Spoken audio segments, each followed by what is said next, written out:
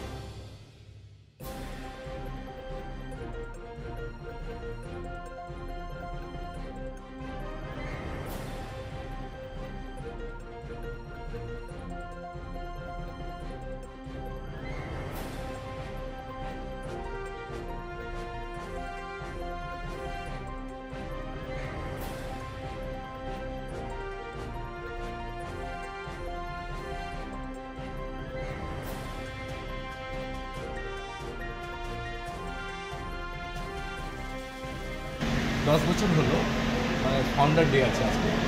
ওই ফাউন্ডার উপলক্ষে আমরা সবসময় ব্লাড ডোনেশন ক্যাম্প করি। রক্ত তো আর কোথাও ফ্যাক্টরি তৈরি হয় না, ওই জন্যে আমাদের ব্লাড ডোনেশন প্রতি বছর করি। 40 থেকে 50 জনের ব্লাড দেবে, আর এই ব্লাডটা আমাদের সোসাইটিতে, আমাদের ওয়ার্কারে বা সোসাইটির যে কোনো জায়গাতে কাজও লাগে, তাহলে ব্লাডে কার্ড দিয়ে আমরা ব্লাডটা এক্সচেঞ্জ করে। ব্লাডটা কোথায় যাবে?